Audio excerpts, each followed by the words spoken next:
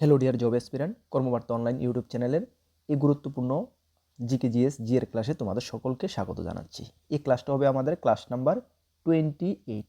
তোমরা যারা রেগুলার আমাদের ক্লাসগুলো ফলো করো তোমরা অবশ্যই জানো যে আমরা তোমাদেরকে প্রমিস করেছিলাম 1 থেকে 100 ক্লাসের একটি সিরিজ শুরু করব, যেগুলো তোমাদের upcoming জিআরবিডি 2, forester forest guard, Tripura police, Tripura high court, assembly প্রত্যেকটা এক্সামে তোমাদের যদি সিলেবাসে জিকে জিএস থাকে তাহলে এই ক্লাসগুলো তোমাদের জন্য হেল্পফুল বা ভালো হেল্পফুল হবে। সেই সিরিজের এই ক্লাসটা হবে আমাদের ক্লাস নাম্বার 28। 1 থেকে 27 ক্লাস তোমরা যারা দেখোনি, ভিডিও ডিসক্রিপশনে আমি প্লে লিস্ট দিয়ে রেখেছি, সেখানে গিয়ে দেখে নাও।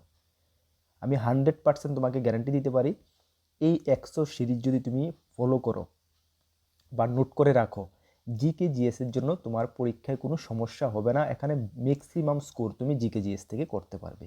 আর জিকে জিএস থেকে ম্যাক্সিমাম স্কোর যদি তুমি করতে পারো, সেই কম্পিটিটিভ এক্সাম তোমাকে ক্লিয়ার হবেই, কেউ আটকাতে পারবে না।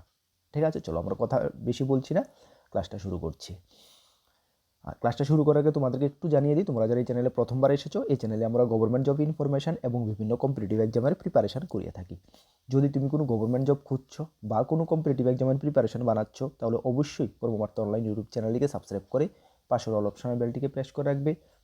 আমরা দায়িত্ব নিয়ে বলতে পারি, সঠিক সময়ে সঠিক ইনফরমেশন কর্মবার্তা অনলাইন তোমাদের কাছে পৌঁছে দেবে। তাছাড়া তুমি যদি বিভিন্ন এক্সামের প্রিপারেশন করছো, যেমন upcoming জিআরবিডি 2, group C, group D, Tripura forester forest guard, jail police, Tripura police constable, TSR, Tripura police sub inspector, excise sub inspector, TPSC combined post, TPSC senior computer assistant, SSC GD, SSC MTS, railway group D, railway NTPC, assembly প্রত্যেকটা এক্সামের best quality notes আমাদের কাছে রয়েছে। তোমরা যদি আমাদের নোটগুলো নিয়ে পড়তে হয়, আমাদের হোয়াটসঅ্যাপ নাম্বার এখানে দেখতে পাচ্ছ 9612998930, এই নাম্বারে যোগাযোগ করে পিডিএফ নোটস অনলি অ্যাভেলেবেল রয়েছে, টেলিগ্রামের মাধ্যমে নিয়ে নেবে। Dear student, best quality maintain করেছি, প্রত্যেকটা নোটসের ভালো রেসপন্স পাবে, এতটুকু তোমাদেরকে আমি আশ্বস্ত করতে পারি। চলো আমরা ক্লাসটা শুরু করছি। প্রথম যে কোশ্চেনটা তোমরা অবশ্যই নোট করে নেবে, নিম্নলিখিত ভারতের নবীনতম পর্বতশ্রেণী কোনটি? Very important. আর তোমাদেরকে জানিয়ে দিই, প্রিভিয়াস ইয়ারে বিগত 14-15 বছরে বিভিন্ন স্টেট সেন্ট্রালের এক্সামে যে কোশ্চেনগুলো এসেছে, সেই কোশ্চেনগুলো কিন্তু আমরা কোশ্চেন পেপার থেকে উঠিয়ে তোমাদেরকে করাচ্ছি। সুতরাং এপিএসকিউগুলো এতটাই ইম্পর্ট্যান্ট তোমাদের আপকামিং এক্সামের জন্য, যেটা বলার অপেক্ষা রাখে না। নিম্নলিখিত ভারতের নবীনতম পর্বতশ্রেণী কোনটি? অপশন আছে, যারা জানো অবশ্যই তোমরা কমেন্টস করে জানাবে, তাহলে তোমাদের এই লাভ হবে, রিভিশন হয়ে যাবে। নিম্নলিখিত ভারতের নবীনতম পর্বতশ্রেণী কোনটি? ইয়েস, হিমালয়। হিমালয় হলো ভারতের সবচেয়ে নবীনতম পর্বতশ্রেণী। ঠিক আছে, আচ্ছা, যেহেতু আমরা নবীনতম পর্বতশ্রেণী জানছি, তাহলে প্রাচীনতম পর্বতশ্রেণী সেটা তো পরীক্ষায় আসতে পারে না, সেটাও পরীক্ষায় এসেছে। তাহলে সবচেয়ে প্রাচীনতম পর্বতশ্রেণী হলো আরাবল্লী, মনে রাখবে। সবচেয়ে নবীনতম পর্বতশ্রেণী কি? হিমালয়। এবং সবচেয়ে প্রাচীনতম পর্বতশ্রেণী কি? আরাবল্লী। ঠিক আছে, আচ্ছা, তোমরা এখান থেকে আরও অনেক কিছু কোশ্চেন তোমাদের আসে, যেটা আমি এক্সট্রা কিছু আলোচনা করছি, এগুলো তোমার মাথায় রাখো বা যদি পসিবল হয় নোট করে রাখো। ঠিক আছে, আচ্ছা, এখান থেকে আরেকটা কোশ্চেন আসে যে আরাবল্লী তো আমরা সবচেয়ে পেলাম সবচেয়ে প্রাচীনতম পর্বতশ্রেণী, এখান থেকে আরেকটি কোশ্চেন আসে আরাবল্লীর উপরে, যে আরাবল্লীর পর্বতের সর্বোচ্চ যে শৃঙ্গ, এই যে আরাবল্লী পর্বত, ধরো এটা তো হিমালয়ের ইমেজ আমি দিয়েছি, ধরো এটা যদি আরাবল্লী হয়, আরাবল্লী পর্বতের যে সর্বোচ্চ যে শৃঙ্গ, এই যে সর্বোচ্চ শৃঙ্গ, সেটার নাম কি বা সেটাকে কি বলা হয়? সর্বোচ্চ শৃঙ্গ কোনটি পরীক্ষায় আসে? তাহলে হবে গুরু শিখর, মনে রাখবে, গুরু শিখর। আরাবল্লী ভারতের সবচেয়ে প্রাচীনতম পর্বতশ্রেণী এবং সেই পর্বতশ্রেণীর উচ্চ শৃঙ্গ বা পর্বতের সর্বোচ্চ শৃঙ্গ হলো গুরু শিখর। ঠিক আছে, আশা করি পরীক্ষা আসলে তোমাদের মিস হবে না, এতটুকু আমি বিশ্বাসী। ঠিক আছে, চলো নেক্সট কোশ্চেনটা আমরা যাই। নেক্সট কোশ্চেনটাকে দেখো, নেক্সট কোশ্চেনটা বলা হয়েছে কি, কোন পাখি উঠতে পারে না? কোন পাখি উঠতে পারে না? কি হবে সঠিক উত্তর? দেখো এখানে তোমাদেরকে আমি একটু জানিয়ে দিই, এখানে যে ইমেজ যে রেখেছি আমি, দেখো এই ইমেজ যে রেখেছি, প্রত্যেকটা পাখি কিন্তু উঠতে পারে না। ঠিক আছে, তাহলে এখানে বলা হয়েছে কোন পাখি, মানে তোমাদের অপশন থাকবে। দেখো অপশনে যেটা থাকবে, অপশনে হয়তো বা ওরা একটা অপশনে দিয়ে দেবে, বা অপশনে সবগুলো দেবে, দিয়ে দেখবে উপরের সবগুলো, এভাবে অপশন দেবে এমসিকিউ টাইপের পরীক্ষায় আসলে। ঠিক না? তাহলে তোমাদের ওই হিসাবে তোমাদের কিন্তু জানতে হবে। এখানে যে অপশন রয়েছে, এখানে রয়েছে মানে অ্যাকচুয়ালি লেখাটি তোমরা ক্লিয়ার হয়তো বা বুঝতে পারছো না। অস্টিও, ইমো, পেঙ্গুইন, এগুলো যতগুলো পাখি রয়েছে, কিউই, একটু কিন্তু পাখি উঠতে পারে না, ঠিক আছে। চলো এখানে অপশনে দেওয়া রয়েছে কোন পাখি উঠতে পারে না। ওরা দিয়েছে ইমু, উট পাখি, হামিংবার্ড এবং কোনোটি নয়। তাহলে এখানে অপশনে রয়েছে ইমো। হ্যাঁ, ইমো দেখো, এই যে ইমো, এই পাখিটা উঠতে পারে না হ্যাঁ অপশনে। তাহলে অপশন এ হবে সঠিক উত্তর। আবারও বলছি, সবগুলো পাখির নাম কিন্তু তোমাকে জানতে হবে। সবগুলো পাখির নাম যখন তুমি জানবে, তখনই অপশনে ওরা যেটা দেবে এটা তুমি আনসার করতে পারবে। বা অপশনে এমনও হতে পারে তিনোটা পাখির এখানে তিনোটা নাম দিয়ে দিল, অপশন ডিতে দিয়ে দিল উপরে সবগুলো, তাহলে উপরে সবগুলো কিন্তু এই তোমার রাইট আনসার হবে, ঠিক আছে। সুতরাং সবগুলো তোমাকে জানতে হবে। এটা স্ক্রিনটা রেখে দাও, যদিও ক্লিয়ার বোঝা যাচ্ছে না। আচ্ছা যাই হোক, হ্যাঁ, ভেরি ভেরি ইম্পর্টেন্ট কোশ্চেন, ঠিক আছে। আচ্ছা এখান থেকে তোমাদের আরেকটি কোশ্চেন আসে, যে আমি তোমাদের অপশনগুলো একটু দেখে দিই, যে মানে কি বলবো, সবচেয়ে বড় পাখি পরীক্ষায় আসে। সবচেয়ে বড় পাখি কি? সবচেয়ে বড় পাখি হলো অপশন বিতে আছে, দেখো উট পাখি। উট পাখি হলো সবচেয়ে বড় পাখি পরীক্ষায় আসে। এবং সবচেয়ে বড় যেহেতু, সবচেয়ে ছোট পাখিও পরীক্ষায় আসে। সবচেয়ে ছোট পাখি কি? সবচেয়ে ছোট পাখি হলো হামিং বার্ড, ঠিক আছে, হামিং বার্ড। হ্যাঁ, ভেরি ইম্পর্টেন্ট, সবগুলো নোট করো, শুধু এই কোশ্চেনটা আনসারটা নোট করলে হবে না, সঙ্গে সবচেয়ে বড় পাখি কোনটা, সবচেয়ে ছোট পাখি কোনটা, যে এক্সট্রা ফ্যাক্টগুলো আমি আলোচনা করছি সেগুলো নোট করবে কিন্তু, ঠিক আছে, মনে রাখবে। চলো নেক্সট কোশ্চেন দেখো, মানব শরীরের রক্তে প্লাজমা কত শতাংশ থাকে? ভেরি ভেরি ইম্পর্টেন্ট, এখান থেকে অনেকগুলো কোশ্চেন মানে হয়, পরীক্ষায় আসে। চলো ম্যাক্সিমাম ডিসকাস করতে চেষ্টা করবো, যেটুকু জানা আছে তোমরা একটু নোট করে রাখবে, ঠিক আছে। চলো, মানব শরীরে রক্তে প্লাজমা কত শতাংশ থাকে? প্লাজমা, মানব শরীরের যে প্লাজমাটা কত শতাংশ থাকে? ভেরি ইম্পর্টেন্ট, মনে রাখবে 55%। মানব শরীরের রক্তে যে প্লাজমার পরিমাণ সেটা 55% থাকে, ঠিক আছে, 55% থাকে, ঠিক আছে। আর এই যে 55% থাকে, তাহলে বাকি কত রয়ে গেল?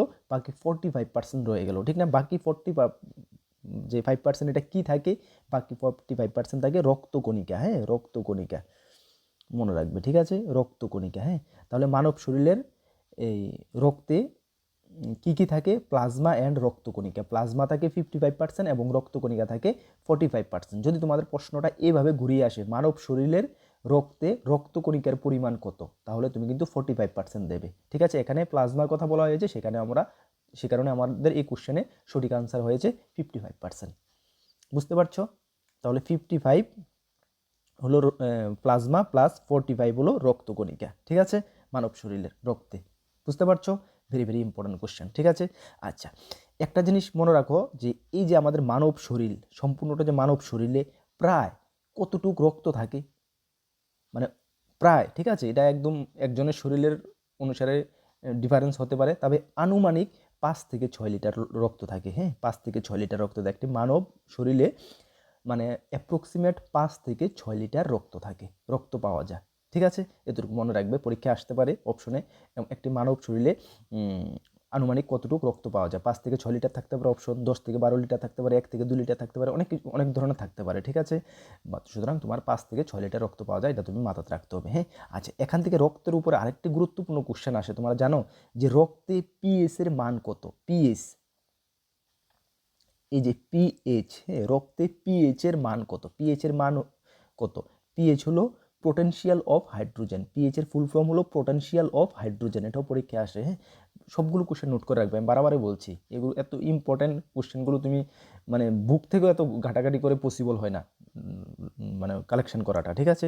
পিএইচ মানে পোটেনশিয়াল অফ হাইড্রোজেন। পিএইচ এর মান কত? কি বলা হয়েছে? রক্তে পিএইচ এর মান কত? রক্তে পিএইচ এর মান হলো 7.4। নোট করে রাখো, রক্তে পিএইচ এর মান হলো 7.4। ভেরি ভেরি ইম্পর্টেন্ট, ঠিক আছে।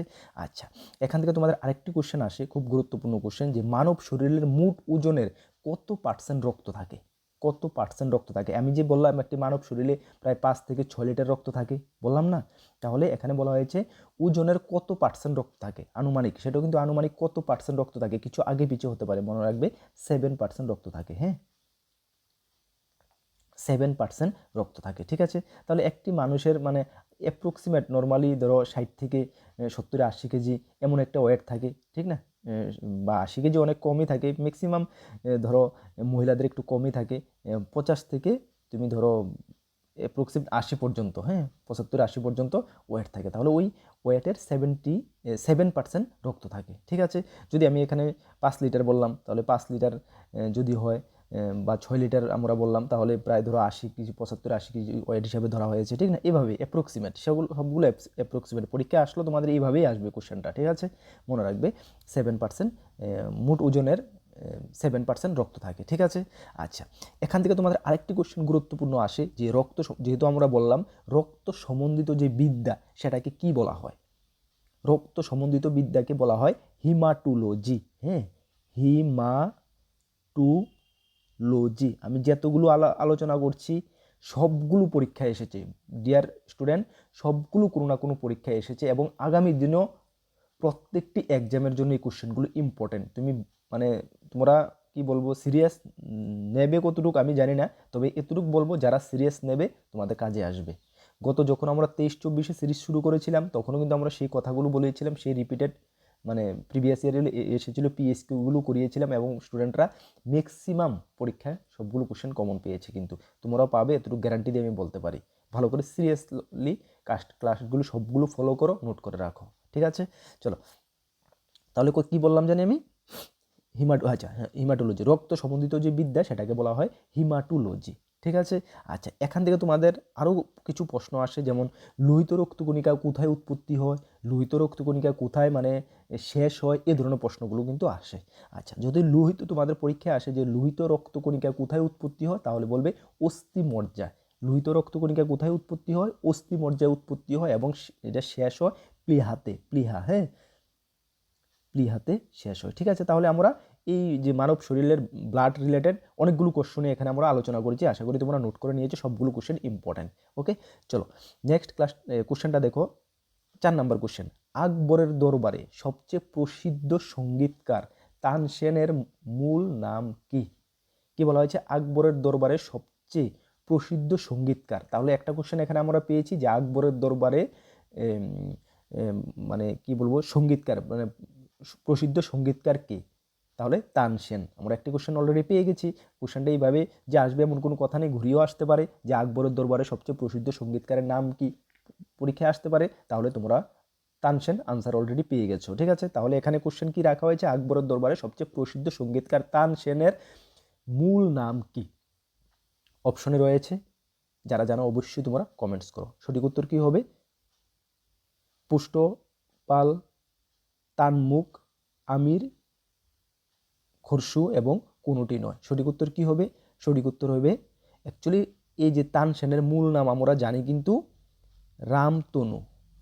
রামতনু পারে, রামতনু পারে, এটা আমরা জানি যে তানসেনের মূল নাম হলো রামতনু পারে। তাহলে অপশন তো এখানে নেই কোনোটা, ঠিক না? তাহলে এটাই হবে, ডি হবে সঠিক উত্তর, কোনোটি নয়। কোনোটি নয়, তাহলে কোনোটি নয় যেহেতু কি নাম কি রামতনু পারে, নোট করে রাখো। তানসেনের মূল নেম হলো রামতনু পারে। ঠিক আছে, অনেক সময় অপশন এটা থাকতে পারে, ঠিক না? এখানে না কোনোটি নেই, রাইট অ্যান্সার হবে কোশ্চেনটা তো ঘুরিয়ে ফিরে আসতে পারে, অপশন চেঞ্জ হতে পারে, ঠিক না? তাহলে তুমি নামটা রুট করে রাখো রামতনু পারে। ঠিক আছে, একদম ভেরি ভেরি ইম্পর্টেন্ট কোশ্চেন। হ্যাঁ, আচ্ছা আকবরের জন্ম কত সালে হয়েছিল জানো তোমরা? আকবরের জন্ম হয়েছিল 1542 খ্রিস্টাব্দে। ঠিক না, আমরা জানি 1542 খ্রিস্টাব্দে। ঠিক আছে, 1542 খ্রিস্টাব্দে। হ্যাঁ, আচ্ছা এখান থেকে তোমাদের আরেকটি কোশ্চেন আসে যে আকবরের যে মানে কি বলবো শাসনকাল, আকবরের যে শাসনকাল সেই শাসনকালটাকে মানে কি বলা হতো, কি একটি নাম মানে কি বলবো এটা ভালো নামে জানা যেত, যেটা কি বলা হতো? হিন্দি সাহিত্যের স্বর্ণযুগ বলা হতো, হিন্দি সাহিত্যের স্বর্ণযুগ। ঠিক আছে, হিন্দি সাহিত্যের স্বর্ণযুগ, আকবরের যে মানে শাসনকাল সেটাকে হিন্দি সাহিত্যের স্বর্ণযুগ বলা হতো। ঠিক আছে, এখান থেকে তোমাদের আরেকটি কোশ্চেন আসে যে দিন ই ইলাহি কে প্রবর্তন করেন? সকলে জানো আশা করি আকবর। দিন ই ইলাহি ধর্ম কে প্রবর্তন করেন? সেটা আকবর প্রবর্তন করেন। ঠিক আছে, ভেরি ভেরি ইম্পর্টেন্ট কোশ্চেন কিন্তু সবগুলো সিরিয়াস নেবে। চলো 5 নম্বর কোশ্চেনটা দেখো, মানব শরীরের সবচেয়ে বড় হাড় কোনটি? মানব শরীরের সবচেয়ে বড় হাড়, মানব শরীরের সবচেয়ে ছোট হাড়, এগুলো আমরা জানি। কেন এই কোশ্চেনগুলো আগেও আমার মনে আছে, আগেও আজকের থেকে 2-3 বছর আগে যখন আমরা সিরিজ শুরু করেছিলাম সেম সেই 23-24 সিরিজ, তখন আমরা করেছিলাম কিন্তু। হ্যাঁ, কেন এগুলো ইম্পর্টেন্ট কোশ্চেন, মানে কোনো এক্সামের জন্য এগুলো ছাড়া যায় না, এগুলো পরে যেতেই হয়। হ্যাঁ, চলো তাহলে সঠিক উত্তর কী হবে? মানব শরীরের সবচেয়ে বড় হাড় এবং সবচেয়ে ছোট হাড় কি? মানব শরীরের সবচেয়ে বড় হাড় হলো ফিমার। হ্যাঁ, ফিমার হলো মানব শরীরের সবচেয়ে বড় হাড়। ঠিক আছে, অ্যাকচুয়ালি এই যে ফিমার, সেটা আমাদের জাং আছে না, জাঙ্গে থাকে, মনে রাখবে এটা আমাদের জাঙ্গে থাকে। ঠিক আছে, আর সবচেয়ে ছোট হাড় হলো স্টেপিস। সবচেয়ে ছোট হাড় হলো স্টেপিস, যেটা কানে থাকে, কানে। হ্যাঁ, কানের মধ্যে থাকে স্টেপিস। ঠিক আছে, কানের মধ্যে স্টেপিস থাকে। আর মানুষের মানে যে কানে মোট কয়টি হাড় থাকে জানো তোমরা? 6টি হাড় থাকে, কিন্তু মনে রাখবে 6টি হাড় থাকে মানুষের কানে, সবচেয়ে ছোট। 3+3 মানে তিনটি 6টি, এক কানে 3টি, এক কানে 3টি, 6টি। ঠিক আছে, চলো নেক্সট কোশ্চেনটা দেখো। 6 নম্বর কোশ্চেন, কোন ক্ষেত্রে বুকার পুরস্কার দেওয়া হয়? এই বুকার যে পুরস্কার, প্রাইজটা, অ্যাওয়ার্ডটা কোন ক্ষেত্রে দেওয়া হয় সেটা জানো তোমরা? এটা এটা অ্যাকচুয়ালি সাহিত্য উপন্যাসের ক্ষেত্রে দেওয়া হয়, সাহিত্য উপন্যাস। ঠিক আছে, অপশন সি হবে সঠিক উত্তর।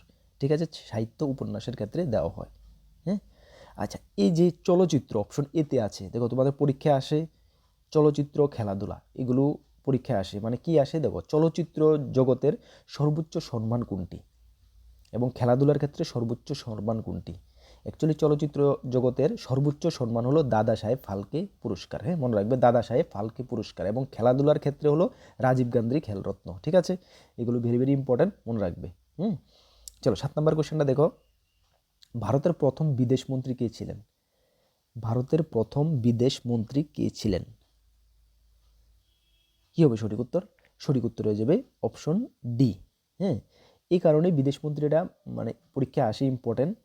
দেখো, এই যে জওহরলাল নেহেরু, উনি তো ভারতের প্রথম প্রাইম মিনিস্টারও ছিলেন, ইভেন বিদেশ মন্ত্রীও ছিলেন প্রথম। ঠিক আছে, ওনার হাতেই সেই বিদেশ মন্ত্রণালয়, বিদেশের মিনিস্টার, ওটাও উনিই করতেন কাজ, এবং মানে পিএম তো উনিই ছিলেন। ঠিক আছে, সুতরাং এই কোশ্চেনটা এই কারণেই ইম্পর্টেন্ট। ভারতের প্রথম বিদেশ মন্ত্রী, মানে স্টুডেন্টদেরকে কনফিউজ করার জন্য বা ওরা কতটুকু জানে ডিপলি, ওইটা যাচাই করার জন্য এই ধরনের কোশ্চেনগুলো আসে। হ্যাঁ, মনে রাখবে ভারতের প্রথম বিদেশ মন্ত্রী ছিলেন জওহরলাল নেহরু, ইভেন উনি প্রাইম মিনিস্টারও ছিলেন। ঠিক আছে, চলো 8 নম্বর কোশ্চেনটা দেখো।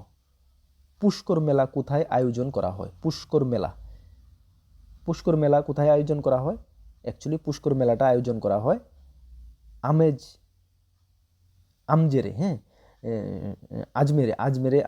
অ্যাকচুয়ালি আজমেরটা হলো তোমার রাজস্থানে অবস্থিত, রাজস্থানের আজমেরে। হ্যাঁ, রাজস্থান। হ্যাঁ, রাজস্থানের আজমেরে পুষ্কর মেলাটা তোমার আয়োজন করা হয়। ঠিক আছে, মনে রাখবে যে এই মেলাটা কিন্তু এশিয়ার মধ্যে সবচেয়ে একটা কি বলবো বড় উটের মেলা। উট উট হ্যাঁ, উট, এখানে উট প্রদর্শন করা হয়, উট। হ্যাঁ, উট প্রদর্শন করা হয়, মনে রাখবে। ঠিক আছে, উটের মেলা সবচেয়ে বড় এটা। হ্যাঁ, 9 নম্বর কোশ্চেনটা দেখো। ডিম সবচেয়ে বেশি উৎপাদন কোন রাজ্যে হয়? ডিম, ডিম সবচেয়ে বেশি কোন রাজ্যে উৎপাদন হয়? সবচেয়ে বেশি উৎপন্ন হয় অন্ধ্রপ্রদেশে। হ্যাঁ, অন্ধ্রপ্রদেশে সবচেয়ে বেশি ডিম উৎপন্ন হয়। আর অন্ধ্রপ্রদেশের রাজধানী তো তোমরা জানো সকলেই, অমরাবতী। ঠিক না, অমরাবতী। এটা মানে কি বলবো, তেলেঙ্গানা থেকে মানে আলাদা করা হয়েছিল। ঠিক না, আলাদা করা হয়েছিল 2000 মেবি 2014 সালেই। ঠিক না, 2014 সালেই তেলেঙ্গানাকে মানে কাট করে অন্ধ্রপ্রদেশ স্টেটটা মানে বানানো হয়েছিল। ঠিক না, 2004 সালে। হ্যাঁ, চলো নেক্সট কোশ্চেনটা দেখো। 10 নম্বর কোশ্চেন, হরগোবিন্দ খুরানা নিম্নলিখিত কিসের জন্য নোবেল পুরস্কার পেয়েছেন? হরগোবিন্দ খুরানা নোবেল পুরস্কার পেয়েছেন, আমরা জানি কিসের জন্য পেয়েছেন। হরগোবিন্দ খুরানা নোবেল পুরস্কার পেয়েছেন চিকিৎসা বিজ্ঞানের জন্য, চিকিৎসা বিজ্ঞান। ঠিক আছে, চিকিৎসা বিজ্ঞানের জন্য পেয়েছেন, 1968 সালে পেয়েছিলেন, 1968 সালে পেয়েছিলেন। হ্যাঁ, পরীক্ষা আসতে পারে যে চিকিৎসা বিজ্ঞানের জন্য হরগোবিন্দ খুরানা কত কত সালে নোবেল পুরস্কার পেয়েছেন, তাহলে 1968। সুতরাং এই সালটা তোমাদের একটু নোট করে রাখতে হবে। ঠিক আছে, ঘুরিয়ে ফিরিয়ে প্রশ্ন আসতে পারে, হুবহু আসবে এমন কোনো কথা নেই, ঘুরিয়ে ফিরিয়ে আসতে পারে। চলো, নট, KNOT, এককে কি মাপা হয়? নট এককে কি মাপা হয়? নট এককে মাপা হয় জাহাজের গতিবেগ। হ্যাঁ, জাহাজের যে স্পিড, গতিবেগটা, সেটা মাপা হয় নট এককে।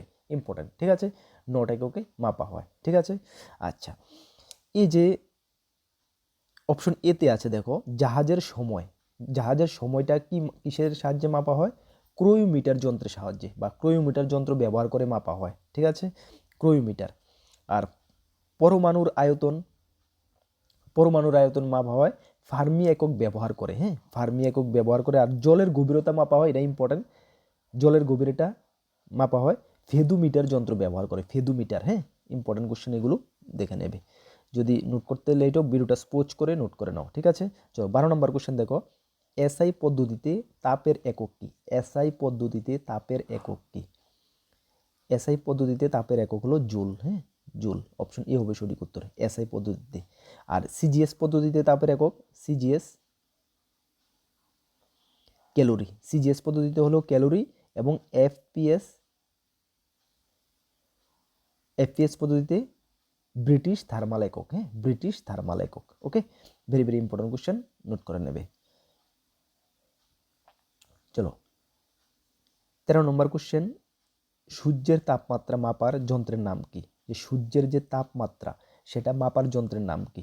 সেটা মাপার যন্ত্রের নাম হলো পাইরোমিটার, হ্যাঁ, অপশন এ হবে সঠিক উত্তর, পাইরোমিটার। সূর্যের তাপমাত্রা মাপার যন্ত্রের নাম হলো পাইরোমিটার, ঠিক আছে, একদম ভেরি ভেরি ইম্পর্টেন্ট কোশ্চেন, হ্যাঁ। আর এই যে পাইরোমিটার, হ্যাঁ, এই পাইরোমিটারের সাহায্যে কিন্তু তোমাদের যে উচ্চ তাপমাত্রা সেটাও কিন্তু পরিমাপ করা হয়, মনে রাখবে, উচ্চ তাপমাত্রা সেটাও কিন্তু পাইরোমিটার এই যন্ত্রের সাহায্যে পরিমাপ করা হয়, ঠিক আছে। আর নিম্ন তাপমাত্রা পরিমাপ করা হয় ক্রোমিটারের সাহায্যে, ক্রোমিটারের সাহায্যে নিম্ন তাপমাত্রা পরিমাপ করা হয়, ঠিক আছে, ভেরি ভেরি ইম্পর্টেন্ট কোশ্চেন, এগুলো নোট করে রাখবে কিন্তু, ঠিক আছে। চলো নেক্সট কোশ্চেনটা দেখো, 14 নম্বর কোশ্চেন, মায়োপিয়া রোগাক্রান্ত ব্যক্তি কোন লেন্স ব্যবহার করে? ভেরি ইম্পর্টেন্ট, মায়োপিয়া রোগাক্রান্ত ব্যক্তি কোন লেন্স ব্যবহার করে? অবতল লেন্স ব্যবহার করে, হ্যাঁ, অবতল লেন্স ব্যবহার করে। মায়োপিয়া রোগাক্রান্ত ব্যক্তি অবতল লেন্স ব্যবহার করে, অপশন বি হবে সঠিক উত্তর, ঠিক আছে, রোগাক্রান্ত ব্যক্তি, হ্যাঁ। অ্যাকচুয়ালি মায়োপিয়া রোগাক্রান্ত ব্যক্তির মানে লক্ষণটা কি জানো তোমরা? লক্ষ্য হলো ওনারা মানে কাছের বস্তু স্পষ্ট দেখতে পায়, কাছের জিনিসটা আছে না, এটা স্পষ্ট দেখতে পাবে, কিন্তু দূরের যে মানে জিনিসগুলো বা বস্তু যাই হোক এগুলো স্পষ্ট দেখতে পায় না, ঠিক আছে, এটাকে বলা হয় মায়োপিয়া রোগ, বা ওই রোগে যারা আক্রান্ত ওরা অবতল লেন্স ব্যবহার করবে, অবতল লেন্স ব্যবহার করবে, মনে রাখবে, ঠিক আছে, ভেরি ভেরি ইম্পর্টেন্ট কোশ্চেন। চলো নেক্সট কোশ্চেনটা দেখো। আচ্ছা, নেক্সট কোশ্চেনটার আগে তোমাদেরকে একটু জানিয়ে দিই, আমাদের একটি পেইড হোয়াটসঅ্যাপ গ্রুপ রয়েছে যেখানে প্রায় 400, প্রায় না 400-র উপরে স্টুডেন্ট জয়েন আছে।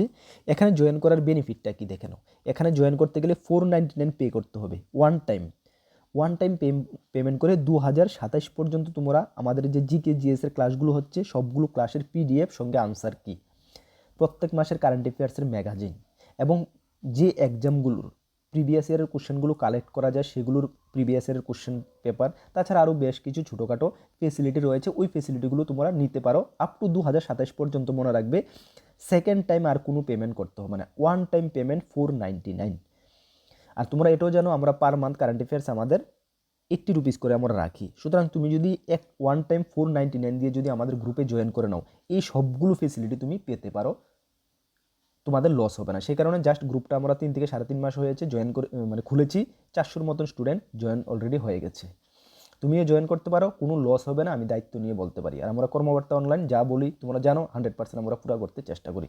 জয়েন যদি করতে চাও আমাদের হোয়াটসঅ্যাপ নাম্বার রয়েছে, হোয়াটসঅ্যাপ নাম্বারে মেসেজ করবে দাদা পেইড হোয়াটসঅ্যাপ গ্রুপে জয়েন করতে চাই, তাহলে তোমাদেরকে কীভাবে জয়েন করতে হবে আমরা তোমাদেরকে দিয়ে দেবো, বুঝতে পারছো, জয়েন করে নাও, এতটুকু আমি দায়িত্ব নিয়ে বলতে পারি, কোনো লস হবে না। 2027 পর্যন্ত তোমরা এ টু জেড যা বলেছি আমরা সবগুলো ফেসিলিটি পেয়ে যাবে, বাট মনে রাখবে কোনো এক্সামের ফুল কমপ্লিট নোটস কিন্তু এই গ্রুপে দেওয়া হয় না, এটা মাথায় রাখবে, ঠিক আছে। চলো 15 নাম্বার কোশ্চেনটা কি দেখো, অন্ধকারাচ্ছন্ন মহাদেশ কাকে বলা হয়? অন্ধকারাচ্ছন্ন মহাদেশ কাকে বলা হয়? অন্ধকারাচ্ছন্ন মহাদেশ বলা হয় আফ্রিকাকে, আমরা সকলে জানি আফ্রিকাকে বলা হয় অন্ধকারাচ্ছন্ন মহাদেশ। বিশ্বের বৃহত্তম মরুভূমি কিন্তু এই আফ্রিকা মহাদেশেই অবস্থিত, ঠিক না, এটা আমরা জানি। ভেরি ইম্পর্টেন্ট কোশ্চেন, আশা করি তোমরা সবগুলো নোট করে নিয়েছো।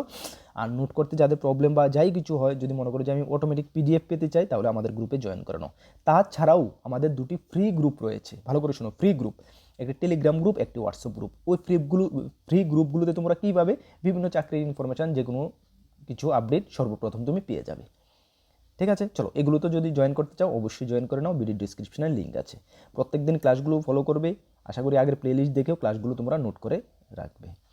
নেক্সট কোনো গুরুত্বপূর্ণ ক্লাস বা ভিডিওতে তোমাদের সঙ্গে দেখা হচ্ছে, সকলকে বেস্ট অফ লাক, জয় হিন্দ, বন্দে